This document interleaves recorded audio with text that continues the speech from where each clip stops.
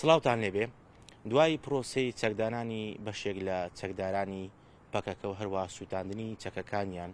لە ژێرناوی گروپی ئاشتی و جڤاکی دیموکراسی ئیدی شاندی دەمپارتی و سیاسەتوانانی باکووری کوردستان کە هاتبوون بۆ باشووری کوردستان و چاودێریکردنی پرۆسەکە ئێوارەی ئەمڕۆ لەگەڵ بەڕێز نێچیروان بازانی سەرۆکی هەرێمی کوردستان کۆبوونەوە بۆ قسەکردن لەسەر پرۆسەی ئاشتی و هەروەها پرۆسەی چەکدانان و هەنگاوەکانی داهات و چۆن پرۆسەکە بە ئەنجام بگات. من لەسەر ئەم پرسا دڵشاد شەهاب گوتەبێژی سەرۆکایەتی هەرێمی کوردستان میوانی منە. کاک دڵشاد ئەو کاتت باش بێتێرە سوپاست دەکەم. ئەگە سەرەتا لە کۆبنەوەکەی شاندی دەمپارتی وەرد لەگەڵ سەرۆکی هەرێمی کوردستان دەست پێ بکەم لە کۆبنەوەکە چۆن بوو گفتوگۆی چی کرا چۆن باسی پرۆسەکە کرا لەوێ. ئەوان طبعی کە هاتبوون غایەتی ئەسۆسیۆن ئەوە بوو کە سپاسی خۆیان پێشکەش بە جەنابی سەرۆکی هەرێمی کوردستان بکەن بۆ ئەو ڕۆڵ و ئەرکێکەوە هەر لە سەرەتاوە جەنابی سەرۆکی هەرێمی کوردستان و بە ئەرکی ئاسانکاری و هاوکاری بۆ سەرخستنی پرۆسەکە و هەم لەم دوو ڕۆژەشکەوە ئەم پرۆسەیە هەر لە دوێنێ گەیشتنی میوانەکانەوە تا ئەوڕۆ بەڕێوەچوونی مەراسیمەکە و سەرۆکایەتی هەرێمی کوردستان خاوەندارێتی ئەم کارەی کرد و میوانداریکردن و زۆر سپاسگوزار بوون بۆ ئەو ڕۆڵەی جەنابی سەرۆکی هەرێمی کوردستان و لە کوبوونەوەکە هەروەها ڕۆیەی خۆتێڕوانینی خۆیان و چاوەڕوانی خۆیان بوو ئایندەی هەنگاوەکان طبیعی هەڵسەنگاندنێک بەگشتی بوو ئەو هەنگاوی ئەمڕۆ کرا ئەوەی کەەوە ئەمڕۆ هەنگاوێکی کردەیی لە پرۆسەی ئاشتەوایی بەڕێوە چوو ئەوش کە دانانی چەک و سووتاندنی چەک بوو ئەمە ڕاستە لە ڕووی کەمیەتەوە طبیعی ئەمە پرۆسەیەکی سمبولیک بوو یعنی ژمارەیەکی دیاریکرا بوو سنووردار بوو بەڵام لە ڕووی ماناوە هەنگاوێکی یەکجار گرنگە و نیشاندانی نیەت باشیە لەوەی کە پاش پەیامەکەی بەڕێز ئۆجەلان بوو ئەوەی بە کردەیی پەکەکە نیشانی بدات کەوا ئیتر کوتایی بە ململانەی چەکداری دێت و ڕێگایەکی تر دەگیرێتە بەر و خەڵکانێکی تر ڕۆڵ دەبینن ئەویش ئەوەیە کەوا لە ئاشتی و ئاشتەوایی و بەرقەراربوونی ئاشتیە طبیعی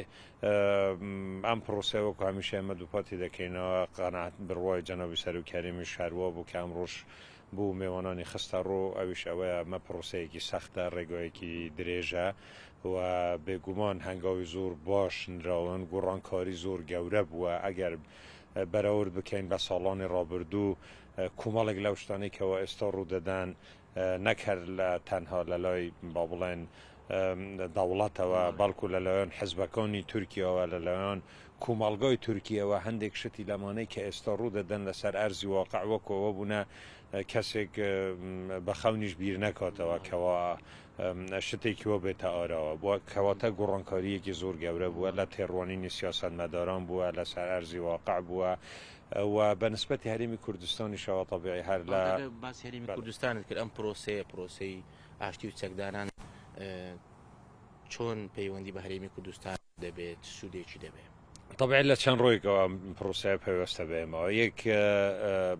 بەرقەراربوونی ئاشتی لەم ناوچەیە هەمووان لێ سوودماندن و تورکیا وڵاتێکی کاریگەری ناوچەیە دراوسەی ئێمە سنوورێکی دوور و درێژمان هەیە لەگەڵ یەکتری و بەداخەوە ئەو ململانێ چەکداریە کە هەبووە لەسەر ئەرزی واقع زەرمەندی یەکەم تێدا هەرێمی کوردستان بووە ئێمە بە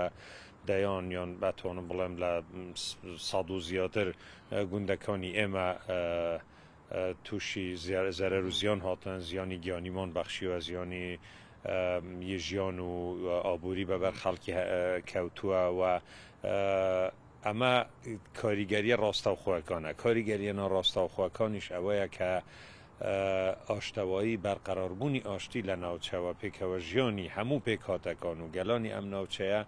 طبعی ئارامی و استقرارێک دەدات کەەوە هەرێمی کوردستان ئەوە ئامانجی بووە لە سیاسەتکردن لە ڕۆڵگەڕان لەلایەنێکی تری ڕۆڵی هەرێمی کوردستان لەم مەوزوعەدا طبعی خۆی ڕەزامەندی نیشاندان یاخود با بڵێن پێخۆشبوونی هەموو لایەنەکانی پەیوەست بەم پرسە بە تایبەتیش دەوڵاتی تورکیا کە ئەمە پرسێکی ناوخۆیی خۆیانە و لایەنەکانی تری کە بڵێن چ بەڕێز ئوجەلان چ وەفدی ئیمرالی چ ئەو میوانە بەڕێزانەیەکەوە ئەمڕۆ هاتبوون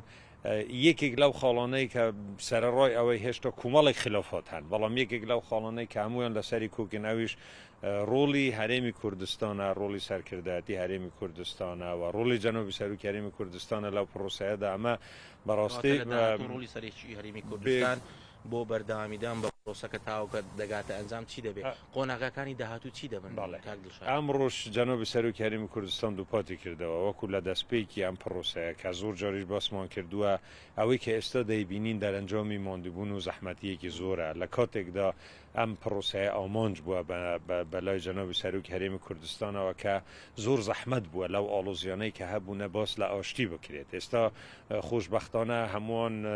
دڵخۆشن بەوەی کە دەرەنجامێک دەبینن بەڵام ڕەنگە زۆر شتماون من یەک دوو جاری تریش گوتومە ڕۆژێک دادێت کەەوە هەموو حقیقەتەکانی ئەم پرسە دەخرێنە ڕۆلەوەی کە چ زەحمەتیەک دیتراوە چەند هەوڵێک درراوە لە چه زۆرفێکی تەبیعی ئمە هەم دیسان چی دەبێت بە تایبەتی بۆ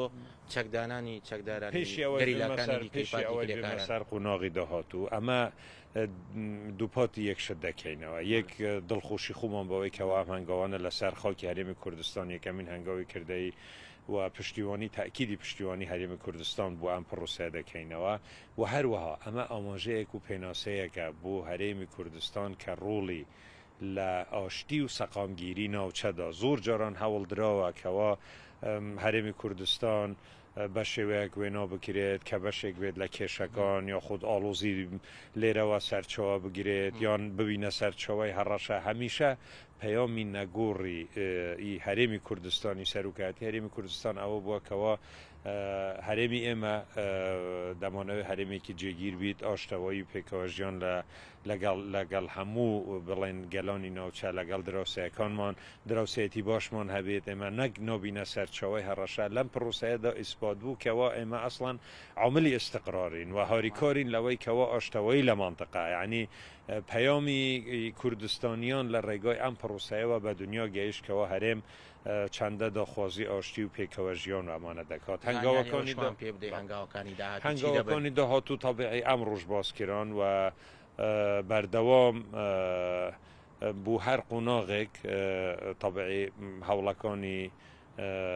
هەرێم هەن و ئێستاش لە هەوڵ و پەیوەندی بەردەوام دۆن لەگەڵ هەموو ئەترافەکان داواکاری جەنوبی سەرۆکی هەرێمی کوردستان لە بەشداربوونی ئەمڕۆی کوبوونەوە بووە کەمە ئەم ڕێگایە ئامانجێکی زۆر پیرۆزی لە پێشە سەبر و تەحملێکی دەوێت ئارامی دەوێت و هەنگاو بە هەنگاو خۆشبەختانە بەرەو پێچوونێکی باش هەیە هەر جۆرێک پەیامێکی جۆبیتر دێتە ئاراوە چ لە لایەن دەوڵەتەوە لە لایەن بەڕێز سەرۆکومارەوە چ لە لایەن بەڕێز ئوجەلانەوە هەنگاوی ئایندە چاوەڕوان دەکرێت لە ئایندەیەکی نزیکدا دەوڵەت هەنگاو بنێت و هەندێک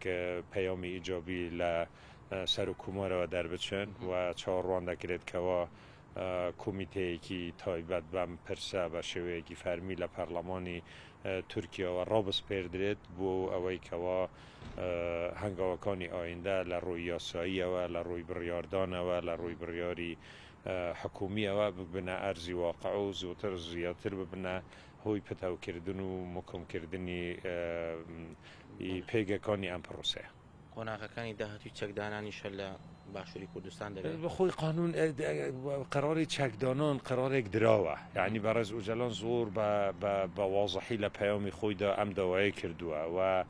پاکەکە ئەم داوای قبول کردووە و بە عملیش دەستی پێ کردووە ئەمە پرۆسەیەکە ئەمڕۆ مەسەلەن وەکو بڵێن پرۆسەیەکی ڕەمزی یعنی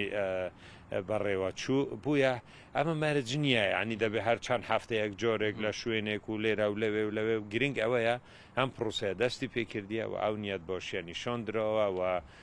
دووپاتیشی دەکەمەوە بەلای ئێمە زۆر گرنگە کە ئەم هەنگاوە لە سەرخەڵکی هەرێمی کوردستان بەڕێوەچوو و نازانم دەرفەتان بوو بێت لەگەڵ ئەم میوانە بەڕێزانە ئەگینا زۆر دڵخۆش بوون بە حەقیقات هەروەها هەستان کردکەوە لایەنی دەوڵەتی تورکیاش زۆر پێخۆش بووە کە ئەم پرۆسەیە لە هەرێمی کوردستانەوە بە سەرکەوتووی بەڕێوەچووە و سوپاس بخۆ کە